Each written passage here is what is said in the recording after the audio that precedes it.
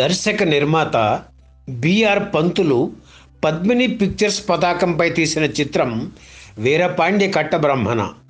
తమిళంలో అఖండ విజయం సాధించిన వీరపాండ్య కట్టబొమ్మన్కు ఇది తెలుగు అనువాదం. బిఆర్ పంతులు తమిళంలో తీసిన తొలి భారీ వర్ణ చిత్రం ఇది. గేవా కలర్లో తీసిన ఈ సినిమా ప్రింట్లు మాత్రం లండన్ టెక్నికల్ కలర్ ల్యాబ్లో తీయించారు. 17వ శతాబ్దపు తిరుగులేని యోధుడు, పిరికితనం అంటే ఏమిటో తెలియని వీరపాండ్యన్ కథతో రూపొందిన ఈ చిత్రంలో నడిగర్ తిలకం శివాజీ గణేశన్ తన నట విశ్వరూపాన్ని ప్రదర్శించారు. ఆఫ్రో ఏషియన్ ఫిల్మ్ ఫెస్టివల్లో ఆయన ఉత్తమ నటుడిగా అవార్డు అందుకున్నారు. 1959 మే 6న విడుదలైన వీరపాండ్య కట్టబొమ్మన్ ఘన విజయం సాధించింది. వసూళ్ల పరంగా తమిళ సినిమా చరిత్రను తిరగరాసిన ఈ చిత్రాన్ని వీరపాండ్య కట్టబ్రహ్మణ పేరుతో తెలుగులోకి అనువదించారు పంతులు. ప్రముఖ రచయిత డివి నరసరాజు ఒక అనువాద చిత్రానికి మాటలు రాయడం ఈ చిత్రంతోనే మొదలు. అప్పటి వరకు శివాజీ గణేశన్ సినిమా అంటే తెలుగులో జగ్గయ్య డబ్బింగ్ చెప్పేవారు. కానీ వీరపాండ్య కట్టబ్రహ్మణ చిత్రంలో ఒక కొత్త గొంతు వినిపించింది. ఎందుకు కట్టాలిరా శిస్తు, నీరు పోసావా, నారు నాటావా వంటి డైలాగులతో ఆ గొంతు ప్రేక్షకుల్ని ఉద్రేకపరచి చప్పట్లు కొట్టేలా చేసింది. ఆ గొంతు నటుడు కేవీఎస్ శర్మదని తెలిసి అందరూ ఆశ్చర్యపోయారు.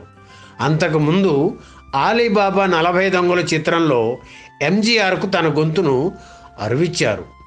వందలాది డబ్బింగ్ చిత్రాలకు గాత్రదానం చేసి ఖంగుమనే కంఠస్వరంతో ఎన్నో పాత్రలకు ప్రాణం పోసిన శర్మ గురించి ఈ తరం వారికి అంతగా తెలీదు. శతాధిక చిత్రాల్లో తన బహుముఖ ప్రజ్ఞను ప్రదర్శించిన శర్మ సినీ జీవిత విశేషాలను సేకరించి మీకు అందిస్తున్నాం. కేవీఎస్ శర్మ పేరు కలపడపు వెంకట సుబ్బరాయ శర్మ.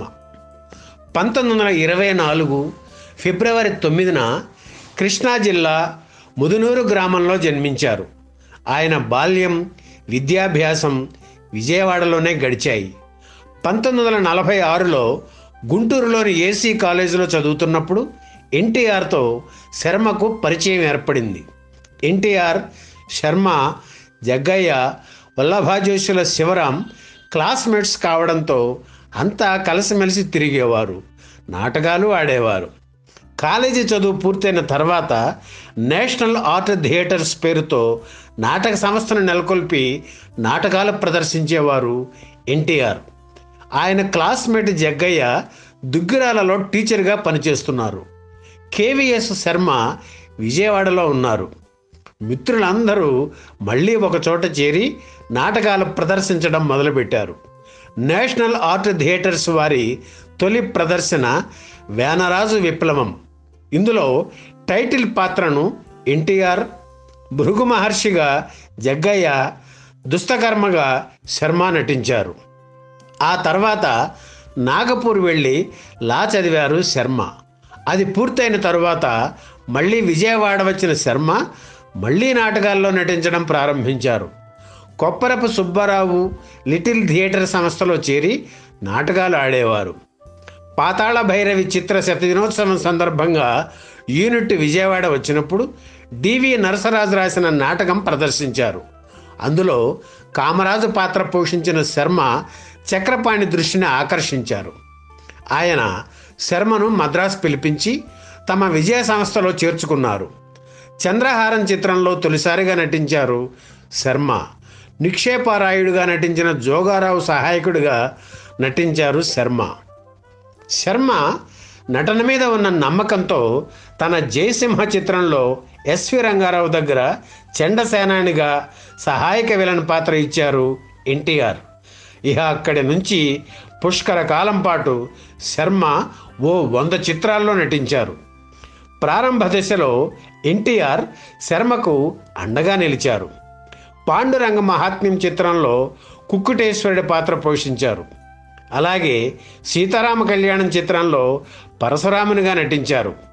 లవకుశలో జనకుడి పాత్ర పోషించారు.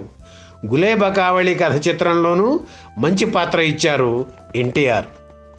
అలాగే ఏఎన్ఆర్ నటించిన శాంతి నివాసం చిత్రంలో రాజసులోచన తండ్రిగా, అనురాగం చిత్రంలో పిచ్చివాడిగా, దొంగల్లో దొర చిత్రంలో జైలు వార్డెన్గా, వీరాభిమన్యులో శకునిగా నటించారు శర్మ.